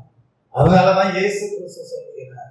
அவர் என்ன சொல்லுகிறார் என்றால், சீடர்களை ஒரு உண்மையான சத்தியத்திற்கு நேராக வழி நடத்துகிறார். என்ன அப்படின்னா, மேசியா என்பவர் பாடுபடுகிற ஒரு ஊழியக்காரராகவும் இருக்கிறார். அதே நேரம் அதுக்கு பிறகு அவர் மகிமையாக உயிர் தெழுந்து ஒரு ராஜ்யத்தை ஸ்தாபிக்கக்கூடிய பணியிலும் ஈடுபடுகிறார் என்கிற ஒரு உண்மையான சத்தியத்திற்கு நேராக அந்த சீடர்களை வழி நடத்துவதை நாம் படிக்கிறோம். கர்த்தருடைய நாமத்திற்கு மகிமை உண்டாகும். தெய்வப்படி இப்பொழுது அவர் அப்புறம் போகிறவர் போகும்போது அவர்கள் சொல்லுகிறார்கள், சாயங்காலம் ஆயிற்று, பொழுதும் போயிட்டு, நீர் எங்கள் வீட்டிலே வந்து என்ன செய்ய வேண்டும்? தங்கி இருக்க வேண்டும். இயேசு கிறிஸ்து இன்வைட் பண்ணுகிற இடத்துல போவாரா போக மாட்டாரா? போவார். கர்த்தருடைய நாமத்திற்கு மகிமை. இயேசு கிறிஸ்துவே வாரும் என்று சொன்னால் அவர் போவாரா போக மாட்டாரா? கண்டிப்பா. அப்படியே இயேசு கிறிஸ்து அழைக்கப்பட்ட வீட்டுக்குள் பிரவேசித்த பிறகு நல்லா பாருங்க, ஹாஸ்பிட்டாலிட்டி. அழைக்கிறவர்கள் யாரு? அந்த ரெண்டு சீடர்கள். அப்ப அவங்க தானே விருந்து கொடுக்கணும், அழைக்கிறவங்க தானே விருந்து கொடுக்கணும். இப்ப நீங்க உங்க வீட்டுக்கு என்னை கூப்பிடுறீங்கன்னா நீங்க தான் விருந்து கொடுக்குறவங்க. நான் யாரு? விருந்தாளி. விருந்து சாப்பிடவர்கள். ஆனா இங்க என்ன ஆயிடுச்சு? ரிவர்ஸ் ஆயிடுச்சு. என்ன எப்படி ஆயிடுச்சு அப்படின்னா, இயேசு கிறிஸ்து அழைப்பை ஏற்று அவங்க வீட்டுக்குள்ள போறாரு. ஆனா இப்போ ஹோஸ்ட் யாரு? விருந்து வைக்கிறவர் யாரு? இயேசு கிறிஸ்து விருந்து வைக்கிறவரா மாறுறாரு. அவர் என்ன செய்கிறார்? அப்பத்தை எடுத்து ஸ்தோத்திரம் பண்ணி வைக்கிறார். இத பார்த்த உடனே ஒரு பிளாஷ்ல அவங்களுக்கு என்ன வந்துருச்சுன்னா, ஒரு ரெகக்னிஷன் வந்துருச்சு. இவர் யாரா? இயேசு கிறிஸ்து. ஏன் அப்படின்னா, இந்த அப்பத்தை பிக்கிற காரியம் இவங்க இதுக்கு முன்னால எங்க பார்த்திருக்காங்கன்னா, 5000 பேரை போஷித்தாரே அப்பம் விட்டு ஸ்தோத்திரம் பண்ணி. அது இவங்க நினைவுக்கு வருது. அப்பம் விற்கிற காரியம் இதை கண்டபோது அவங்களுக்கு தெரிஞ்சிருச்சு, இயேசு கிறிஸ்து தான் வந்திருக்கிறார். ஏன்னா யூதர்களுடைய முறைமையின்படி அவங்க என்ன செய்வாங்கன்னா, ஒரு மீல் சாப்பிடுறதுக்கு முன்பாக ஸ்தோத்திரம் பண்ணி அப்பம் பிற்கிற ஒரு காரியம் உண்டு. ஜூயிஷ் மீல் எடுத்துக்கிட்டீங்கன்னா, யூதர்கள் மீல் சாப்பிடுவதை முறைமை எடுத்துக்கொள்வீர்கள் என்றால், அவர்கள் மீல் சாப்பிடுவதற்கு முன்பு என்ன செய்வாங்க? அப்பத்தை பிட்டு ஸ்தோத்திரம் பண்ணி அதை உட்கொள்ளக்கூடிய ஒரு முறைமை உண்டு. அப்ப அந்த முறைமையின்படிதான் இயேசு கிறிஸ்து என்ன செய்யறார்? டேபிள்ல, டைனிங் டேபிள்ல சாப்பிடுறதுக்கு உட்கார்ந்த மாதிரி அவரை உட்கார்ந்து அவர் அப்பத்தை பிட்ட வேலை. அந்த முறைமையை அவர்கள் அறிந்து கொண்டார். ஏற்கனவே 5000 பேரை அவர் என்ன செஞ்சிருக்காரு? போஷித்திருக்கிறார். அதை எல்லாம் நினைவு கொண்டவர்கள் ஒரு பிளாஷ் மாதிரி ஒரு ரெகக்னிஷன் வருது. இவர் யாருதான்? இயேசு கிறிஸ்து. அவர்களுடைய கண்கள் என்ன செய்வது? திறக்க. இப்ப இயேசு கிறிஸ்து என்ன செய்து விட்டார்? மறைந்து போய்விட்டார். சரி, அதுக்கு பிறகு அந்த 2 சீடர்களால அங்க உட்கார்ந்து இருக்க முடிஞ்சத? அவங்க உட்கார்ந்து இருக்கவே முடியல. உடனே இதை போய் யார்கிட்ட சொல்லணும்? எருசலேம்ல இருக்கிற அப்போஸ்தலர்கள், சீஷர்கள், தம்மோடு இருக்கிற ஜனங்களுக்கு எல்லாம் என்ன செஞ்சணும்? சொல்லி ஒரு துரிதம் காணப்பட்டது. தெய்வங்களே, உண்மையாகவே நீங்கள் பரலோக தேவனை உங்கள் வாழ்க்கையிலே ஒரு பிரத்யேகமான விதத்தில் அனுபவமாக்கி கொள்ளும் போது உங்களால சும்மாவே இருக்க முடியாது. 4 பேருக்கு போய் என்ன செய்யணும்? சொல்லணும். 4 பேருக்கு போய் என்ன செய்யணும்? துரிதமா சொல்லணும். அவங்க அந்த இரவே என்ன செஞ்சுட்டாங்க? எருசலேமுக்கு வந்துட்டாங்க. அங்க வந்து சொல்றாங்க, நடந்த சம்பவங்கள் எல்லாம் சொல்றாங்க. இயேசு கிறிஸ்துவை தரிசித்ததை சொல்லுகிறார். அவர் பிரசங்கம் பண்ணதெல்லாம் சொல்றாங்க. அங்கேயும் என்ன பேச்சாதான் இருக்குன்னா, உயிர்த்தெழுந்த கிறிஸ்துவை பற்றின பேச்சாதான் இருக்கு. அங்கேயும் இவர்கள் கேட்ட சாட்சி என்னன்னா, பேதுருவும் உயிர்த்தெழுந்த கிறிஸ்துவை கண்டார் என்கிற சாட்சியை கேட்டார். தெய்வ பிள்ளையே, இந்த நாளிலே தேவன் உங்களுக்கும் சில சத்தியங்களை விளங்க வைத்திருக்கிறார். இந்த சத்தியம் என்ன அப்படின்னா, மகிமைக்கு முன்பாக என்ன உண்டு? பாடுகள். அதற்கு ஏதுவாக மேசியாவை குறித்து ஏற்பாட்டின் காலத்திலே சொல்லப்பட்டிருக்கிற வேத வசனங்களை நீங்கள் ஆராய்ச்சி பண்ணி என்ன செய்யணும்? படிக்கணும். அதை அப்போஸ்தலர்கள் போதனையாக போதித்திருக்கிறார்களே, அதோடு என்ன செய்யணும்? ஒப்பிட்டு பார்க்க வேண்டும். அப்படி பார்க்கிற அனுபவத்தை நீங்கள் ஆவிக்குரிய வாழ்வை முன்னேற்றத்திற்கு நேராக கொண்டு செல்லும் போது நிச்சயமாகவே சொல்லுவீர்கள், நீங்கள் ஆராதிக்கிற தேவன் வேத வாக்கியங்களை விளக்கி காட்டுகிற தேவன் என்று சொல்லுவீர்கள். உங்கள் மனக்கண்கள் பிரகாசம் அடைந்திருக்கிறது என்று சொல்வீர்கள். உங்கள் அவிசுவாசம் நீங்கிறது என்று சொல்வீர்கள். அவநம்பிக்கையினாலே உண்டாகிற கவலைகள் நீங்கி இருக்கும். அல்லேலூயா. எழுதி நிற்போம். காலை வேளையில் விசுவாசம் கேள்வியினாலே வரும். புத்தி குறைவினாலே உண்டாகிற அவிசுவாசங்கள் என்ன இந்த காலை வேளையிலே நீங்க முடியாத தேவாவியானவர் எடுத்து வைத்த வேத வாக்கியங்களுக்கு உங்கள் ஜீவியத்தை ஒப்புக் கொடுப்பீர்கள். அந்த நாளிலே 2 சீடர்களும் இயேசுவை விட்டு இருந்திருப்பார்களே, அவர்கள் இயேசு கிறிஸ்துவை தன்னுடைய வீட்டிற்குள் ஏற்றுக்கொள்ளாமல் போயிருந்திருப்பார்களே. ஆனால் என்ன நடந்திருக்கும்? அப்பம் விற்கிற அனுபவம் இல்லாமல் போயிருந்திருக்கும். அப்பம் விற்கிற அனுபவம் இல்லாமல் போயிருந்தால் அவர்கள் கண்கள் மனக்கண்கள் திறந்திருக்காது. இருதயம் மட்டும் கொழுந்து விட்டு எரிந்து கொண்டே இருந்திருக்கும். இந்த காலை வேளையிலே தேவாவியானவர் உங்கள் இருதயம் கொழுந்து விட்டு எரிகிற அனுபவத்திலே மாத்திரம் உங்களை நிறுத்திவிட விரும்பவில்லை. உங்கள் மனக்கண்களை முழுமையாக பிரகாசிக்க வைத்து ஊழியத்திலே உங்களை பயன்படுத்த விரும்புகிறார். நான் ஒண்ணு கேட்கிறேன், அந்த 2 சீடர்களை மற்ற அப்போஸ்தலர்கள் கேட்டிருப்பாங்க, எப்படி இயேசு கிறிஸ்துவை தரிசித்தாய் என்று கேட்டால் அவங்க என்ன சொல்லியிருப்பாங்க? நாங்க ரொம்ப இம்ப்ரெஸ் ஆகியிருக்கோம்னு சொல்லுவாங்க. ஏன் இம்ப்ரெஸ் ஆனாங்க?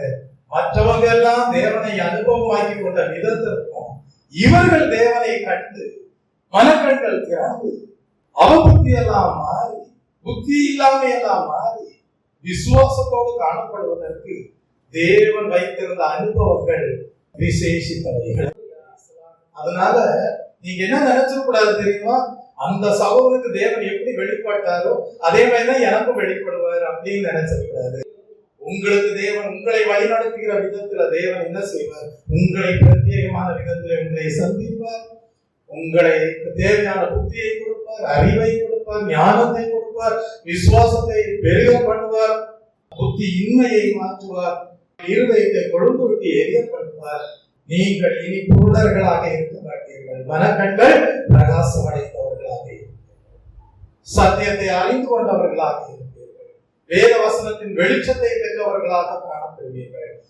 நீங்கள் இருளிலே இருந்தீர்கள் என்பதை அறிந்திருப்பீர்கள். ஆனால் கர்த்தரோ உங்களை இருளிலிருந்து என்ன செய்திருப்பார்? விடுதலையாக்கி இருப்பார். அல்லேலூயா. அப்ப உங்க வாழ்க்கையில் அவிசுவாசம் இருந்தா கூட அதுவும் ஒரு இருள் தான். அந்த அவிசுவாசமாகிய இருளிலிருந்து இயேசு கிறிஸ்து என்ன செய்கிறார் என்றால் அந்த 2 சீடர்களையும் வெளிச்சத்திற்கு கொண்டு வருகிறார்.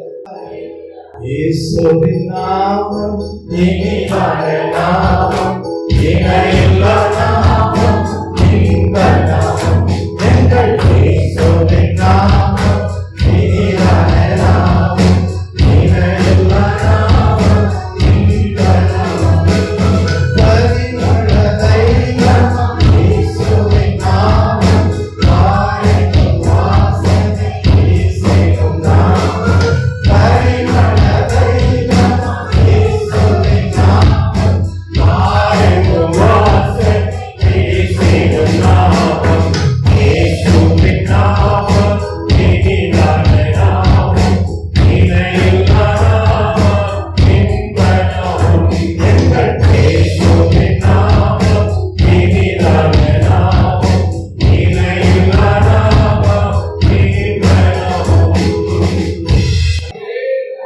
இன்னொரு காரியத்தை நீங்கள் எந்த கிரியை செய்தாலும் சரி, நீங்கள் எடுக்கக்கூடிய முடிவுகள் எதுவாக இருந்தாலும் சரி, அது எப்படி இருக்கணும் தெரியுமா? வேத வசனத்தின் அடிப்படையிலே இருக்க வேண்டும். அது இயேசு கிறிஸ்து எம்மாவூர் சீடர்களுக்கு கற்றுக் கொடுக்கிறார். ஏன்னா தூதர்கள் வந்து சொல்லிட்டாங்க இயேசு கிறிஸ்து உயிர்த்தெழுந்து விட்டார், ஆனா இவங்களால அதை கிரகிக்க முடியல, அதை எப்படி எடுத்துக்கிறதுன்னு தெரியல. அந்த இடத்துலதான் இயேசு கிறிஸ்து அவர்களை எதற்கு நேராக இழுக்கிறார் தெரியுமா? வேத வாக்கியங்களுக்கு நேராக இழுக்கிறார். சில நேரங்களில் நீங்கள் சில கிரியைகள் செய்ய வேண்டியது இருக்கும், சில முடிவுகள் எடுக்க வேண்டியது இருக்கும். அந்த நேரத்துல என்ன செஞ்சிடாதீங்க, சோர்ந்து போயிடாதீங்க, கவலைக்கு இடம் கொடுத்துறாதீங்க, அவநம்பிக்கைக்கு இடம் கொடுத்துறாதீங்க. உங்க சிந்தனைகளை எதற்கு நேராக இழுத்து கொண்டு வாங்க? வேத வாக்கியங்களுக்கு நேராக இழுத்து கொண்டு வாருங்கள். அதை தான் எம்மாவூர் சீடர்களுடைய வாழ்க்கையை இயேசு கிறிஸ்து செய்தார். அவர்களுடைய சிந்தனைகளை, மனதை, விசுவாசத்தை எல்லாத்தையும் மோசே முதற்கொண்டு தீர்க்கதரிசிகளால் உரைக்கப்பட்ட தம்மை குறித்து சொல்லப்பட்டிருக்கிற வேத வாக்கியங்களுக்கு நேராக இழுக்கக்கூடியவராக இருந்தார். நீங்கள் சொல்லணும், என்னை இழுத்துக் கொள்ளும் கர்த்தாவே, அப்பொழுது நாங்கள் உண்மையிலே ஓடி வருவோம். சிலுவையின் முன்னே உலகமே பின்னே, சிலுவையின் முன்னே உலகமே பின்னே, சிலுவையின் முன்னே உலகமே பின்னே, பின்னோக்கே நான், பின்னோக்கே நான், பின்னோக்கே நான், பின்னோக்கே நான். இயேசு என் ஆசை, சீயோனின் ஆசை, இயேசு என் ஆசை, சீயோனின் ஆசை, பின்னோக்கே நான், பின்னோக்கே நான், பின்னோக்கே நான், பின்னோக்கே நான். ஏன் இயேசு கிறிஸ்து அந்த இரண்டு சீடர்களையும் வேத வாக்கியங்களுக்கு நேராக இழுக்க வேண்டும்? ஏன் தெரியுமா? வேத வாக்கியங்கள் தான் நம்முடைய வாழ்க்கையை, நம்முடைய செய்கைகளை, நம்முடைய சிந்தனைகளை பரிசோதித்து பார்ப்பதற்கு ஏதுவான ஸ்டாண்டர்ட் உள்ள வசனங்கள் நிறைந்த காரியமாய் இருக்கிறது. சிந்திப்பது சரியா? அதற்கு அளவுகோலாக என்ன கொடுக்கப்பட்டிருக்கு? வேத வசனம் கொடுக்கப்பட்டிருக்கு. நான் கிரியை செய்வது சரியா? அதை ஆராய்ந்து பார்ப்பதற்கு என்ன கொடுக்கப்பட்டிருக்கு? வேத வாக்கியங்கள் கொடுக்கப்பட்டிருக்கிறது. அதற்கு நேராக, அந்த அளவுகோலுக்கு நேராக சோதித்து பார்ப்பதற்கு ஏதுவாக இயேசு கிறிஸ்து அந்த ரெண்டு சீடர்களை வேத வாக்கியங்களுக்கு நேராக இழுக்கிறார். மீண்டும் மீண்டும் என்றும் பாடிடானாம், நம்பியோனை என்றும் கைவிடானாம். மீண்டும் மீண்டும் என்றும் பாடிடானாம், நம்பியோனை என்றும் கைவிடானாம். இயேசுவின் நாமம் இனிதான நாமம், இணையில்லா நாமம், இன்ப நாமம். எங்கள் இயேசுவின் நாமம் இனிதான நாமம், இணையில்லா நாமம், இன்ப நாமம். இணையில்லா நாமம், இன்ப நாமம். இன்னொரு காரியத்தை தெரிஞ்சுக்கிட்டாங்க. தேவன் உங்களை எல்லாம் சந்தித்திருக்கிறார். மறைக்கப்பட்ட சத்தியங்களை எல்லாம் உங்களுக்கு வெளிப்படுத்தி காட்டியிருக்கிறார். உங்கள் இருதயம் பொழுது விட்டே இருக்கிறது. உங்கள் மனக்கண்கள் பிரகாசம் அடைந்து நீங்கள் செய்ய வேண்டிய ஒரு ஊழியம் உண்டு. அது என்ன? தேவனை எப்படி நீங்கள் உங்கள் வாழ்க்கையை அனுபவமாக்கி கொண்டீர்களோ அதை குறித்த சாட்சிகளை மற்றவர்களுக்கு அறிவிக்க வேண்டும். என்ன சொல்லணும்? என் தேவன் உயிரோடு, நாங்கள் ஆராதிக்கிற தேவன் உயிரோடு, அவர் எங்களை சந்தித்தார், அவர் எங்கள் இருதயத்தை புதிதாக்கினார், அவரை குறித்து நாங்கள் அறிவிக்கிற ஜீவனுள்ள சாட்சிகளாய் இருக்கிறோம், அவர் எதிர்பார்க்கிற ஊழியத்தை செய்கிறோம் என்று சொல்ல வேண்டும். அப்படிப்பட்ட நல்ல முகத்தை, ஊழியம் செய்கிற முகத்தை ஒவ்வொருடைய தோளின் மீது தேவன் வைத்து அனுப்புகிற தயவுக்காக தேவனை ஸ்தோத்தரிப்போம். லோகம் மெதுவாயும் லெகுவாயும் இருக்கிறது என்று சொன்னார். நான் தாழ்மையும் சாந்தமாய் இருக்கிறேன், என்னிடத்தில் வந்து கற்றுக்கொள்ளுங்கள் என்று சொன்னார். அப்படியே தேவன் சாந்தத்தோடு தாழ்மையோடு கற்றுக்கொள்ள வைத்ததைக்காக தேவனை ஸ்தோத்தரிப்போம். ஸ்தோத்திரம், ஸ்தோத்திரம், ஸ்தோத்திரம். ஜெபிப்போம். அருமையான இந்த மன நிகழ்ச்சி நாளுக்காய் நன்றி செலுத்துகிறோம் ஆண்டவரே. இந்த நாளிலே கர்த்தர் ஆண்டவரே, எல்லா விசேஷங்கள் மூலமாய் வெளிப்படுத்தின ஆண்டவரே இந்த சத்தியங்களுக்காக நமக்கு நன்றி செலுத்துகிறோம். கர்த்தாவே, எந்த சமயத்தில் ஆண்டவரே வெளிப்படுத்த சித்தம் கொண்டிருக்கிறீரோ அப்பொழுது ஆண்டவரே முழுமையாக அறிந்து கொள்ள முடியும் என்று நாங்கள் அறிந்து கொண்டோம். மந்த புத்தியும் விசுவாச குறைவுள்ளவர்களாய் இருந்த எல்லா விசேஷங்களுக்கு கர்த்தாவே நீர் ஆண்டவரே பூமியிலே நீர் வந்த நோக்கத்தை ஆண்டவரே அவருக்கு விலக்கி காட்டி நீர் மகிமையான ராஜ்யத்தை ஸ்தாபிப்பதற்கு முன்பாக அவர் பாடுபட வேண்டும் என்கிற ஆண்டவரே சத்தியத்தை விலக்கி காண்பித்து மகிமைக்கு முன்பாக பாடுபடுதலையும் பழைய ஏற்பாட்டின் நியாய பிரமாணத்தோடு ஆண்டவரே தகப்பனே அப்போஸ்தல உபதேசத்தை கனெக்ட் பண்ணி கர்த்தாவே அதை நீங்கள் வேத வசனத்தை அறிய வேண்டும் என்று சொல்லியும் கர்த்தாவே நீ விலக்கி காட்டினீர். எம்மாவு சீசத்தில் காணப்பட்ட அவிசுவாசம் நீங்கும்படியாகவும் மந்த புத்தி மாறும்படியாகவும் அவருடைய இருள் ஆண்டவரை மனதில் காணப்பட்ட இருள் நீங்கும்படியாகவும் கர்த்தாவே நீர் ஆண்டவரை அவர்களுக்கு விலக்கி காண்பித்தீர். அவருடைய இருதயம் கொழுந்துவிட்டு எரியத்தக்கதாகவும் அவர்கள் கண்கள் ஆண்டவரை திறக்கப்படத்தக்கதாகவும் கர்த்தாவே அப்படிப்பட்ட ஆண்டவரை அனுபவத்தை இந்த நாளிலே நாங்கள் தியானித்தோம். அதற்காக உங்களுக்கு நன்றி செலுத்துகிறோம் ஆண்டவரே. இப்பொழுதுமாக ஆண்டவரே இந்த வசனத்திற்கு ஆண்டவரே எங்கள் சபையாரை எங்கள் சபையை ஒப்புக் கொடுக்கிறோம் ஆண்டவரே. நாங்களும் ஆண்டவரை உண்மை அறிகிற அறிவில இன்னும் நாங்கள் பூர்ணமாய் அறிய முடியாதபடிக்கு மந்த புத்தி உள்ளவர்களாய் ஆண்டவரே மனதில் தகப்பனை இருளை உடையவர்களாய் அவிசுவாசத்தோடு நாங்கள் ஆண்டவரே தகப்பனை காணப்பட்டிருப்பின் கர்த்தாவே இதோ இந்த வேளையிலே நாங்கள் வேத வாக்கியங்களை ஆண்டவரை இன்னும் கற்று அதன் மூலமாக எங்கள் கண்கள் திறக்கப்படவும் ஆண்டவரை எங்கள் இருதயம் கொடுத்து விட்டு எறியத்தக்கதாக கர்த்தாவை கிருபை செய்யும்படியாய் ஜெபிக்கிறோம். வேத வாக்கியத்தை ஆராய்ந்து பாருங்கள், அதனாலே நித்திய ஜீவன் உண்டு என்று சொல்லப்பட்டிருக்கிறது. வேத வாக்கியத்தை ஆராய்ந்து பாருங்கள், அவைகள் என்னை பற்றி சொல்லியிருக்கிறது என்று சொல்லியிருக்கீங்க ஆண்டவரே. அப்படியாக ஆண்டவரே இன்றைய நாளில் நாங்கள் கற்றுக்கொண்ட ஆண்டவரே இந்த அனுபவத்தை எங்கள் வாழ்க்கையில் அபியாசப்படுத்த கர்த்தாவே உதவி செய்கிறார் ஆண்டவரே. எங்களுடைய வாழ்க்கையில் நாங்கள் பாடுகள் சோதனைகள் கஷ்டங்களை கடந்து போகும் பொழுது அதன் நிமித்தமாய் வருகிற அவிசுவாச குறைவுகள் மந்த புத்திகள் நாம் மாறும்படியாக கர்த்தாவே நாங்கள் வேத வசனத்தை இன்னும் ஆராய்ந்து பார்ப்போம். அதனாலே நாங்கள் பிழைப்பு உண்டாகவும் அதனாலே நாங்கள் சமாதான சந்தோஷ மகிழ்ச்சியை அடையும் கர்த்தாவே எங்களுக்கு கிருபை தரும்படியாய் ஜெபிக்கிறோம். அப்படிப்பட்ட கிருபை வந்து தருகிறாங்க. எம்மாவு சீசர்களோடு கர்த்தாவே நீர் நடந்து ஆண்டவரே அவருடைய கண்கள் திறப்பவும் இருதயம் கொழுந்து விட்டு அனுபவத்தை அவருக்கு கொடுத்தீரே ஆண்டவரே.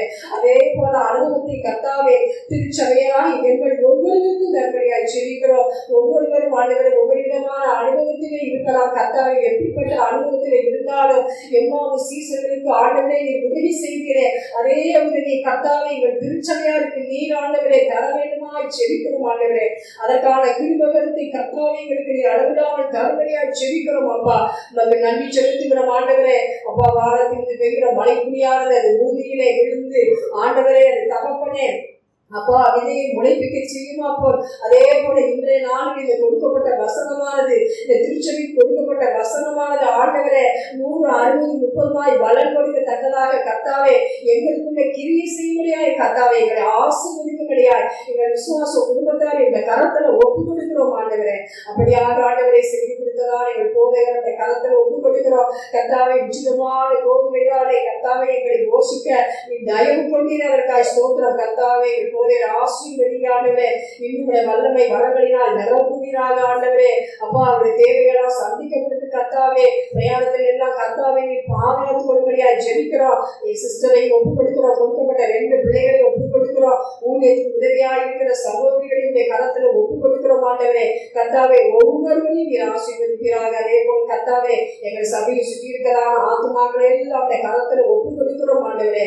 அவர்கள் எல்லாம் ஆண்டவரே நாங்கள் ஒவ்வொரு வாரமும் ஆண்டவரே உள்ளான மனுஷங்க பலனடைய தகப்பனை மகிழ்ச்சியாக நாங்கள் அனுபவிக்கிறது போல அவர்களும் ஆண்டவரே இந்த லட்சிப்பின் சந்தோஷத்தை அடையத்தக்கதாக கர்த்தாவே நீர் அவர்களை எல்லாம் அவருடைய கண்கள் திறக்கப்பட்டு கர்த்தாவே நீர் ஆலயத்திற்கு கர்த்தாவே அவரை அழைத்து வர வேண்டுமாக நீங்க கிருபை செய்வதுமாய் ஜெபிக்கிறோம். அப்படியே கர்த்தர்கள் ஜெபத்தை கேட்டு வருகிற நாட்களில் ஆண்டவரே நீர் அற்புதங்களை செய்த போதற்காய் ஸ்தோத்திரம். இயேசுவின் நாமத்தில் ஜெபம் கேட்டு ஜீவனுள்ள நல்ல பிதாவே.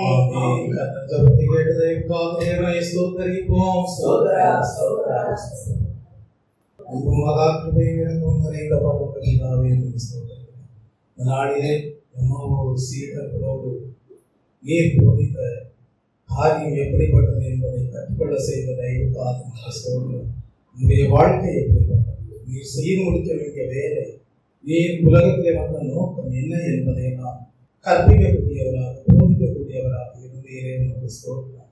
உன்னுடைய மரணத்தை உன்னுடைய உயிர் தழுதலை கர்த்தாவே பிதாவாகிய தேவன் எப்படி அவருடைய சொந்த வெளிப்படுத்தலாக பழைய ஏற்பாட்டு வாக்குத்தத்தங்களாக வேத வாக்கியங்களிலே வைத்திருக்கிறார் என்பதை அந்த கான்டெக்ஸ்ட்ல பார்க்க வேண்டும் என்பதை நீர் கற்றுக் கொடுத்ததை ஸ்தோத்திரம் கர்த்தாவே. ஆகவே பழைய ஏற்பாட்டின் வாக்குத்தத்தங்களை இயேசுவின் உண்மையிலே நிறைவேறக்கூடிய காரியம் அது அப்போஸ்தலருடைய உபதேசத்தை இணைக்கக்கூடியது ஒரு இணைப்பாக இருக்கிறது என்பதை அறிந்து கொள்ள செய்ததை ஸ்தோத்திரம். செய்தியை கேட்டவர்கள் உண்மை உங்களுடைய வாழ்க்கையிலே கர்த்தாவை விசேஷித்த பிரகாரமாக தேவன் அவருடைய வேத வாக்கியங்களை வெளிப்படுத்துகிறவர். மறைபொருள் எங்களுக்கும் வெளிப்படுத்தப்பட்டது. நாங்களும் தேவனை அறிந்து கொண்ட ஜனங்கள். அவை குறித்து நாங்கள் அநேகருக்கு சொல்லுவோம், ஊழியம் செய்வோம் என்கிற தீர்மானத்தோடு காணப்பட தேவன் தாமே கிருபை நம்பும். எல்லா துதி கன மகிமை யாவும் இயேசு கிறிஸ்துவின் இன்ப நாமத்தில் ஜெபிக்கிறேன் பரிசுத்தமுள்ள நல்ல பிதாவே. ஆமென். ஆத்துமாவே கர்த்தரை ஸ்தோத்திரி, என் முழுவதுமே பரிசுத்த நாமத்தை ஸ்தோத்திரி. என் ஆத்துமாவே கர்த்தரை ஸ்தோத்திரி, அவர் செய்த சகல உபகாரங்களையும் மறவாதே. ஆமென். நம்முடைய கர்த்தராகிய இயேசு கிறிஸ்துவின் கிருபையும் பிதாவாகிய தேவனுடைய அன்பும் பரிசுத்த ஆவியானவருடைய அந்யோன்ய ஐக்கியமும் மீண்டும் என்றும் சதா காலங்களிலும் நம் அனைவரோடும் நம்முடைய குடும்பங்களோடும் சபையாரோடும் இருப்பதாக. தேவன் அடைக்கலமே என் கோட்டை மறையும் அவர் சத்தியம் பரிசை கேடகமோ என் நம்பிக்கையும் அவரே. சத்தியம் பரிசை கேடகமோ என் நம்பிக்கையும் அவரே.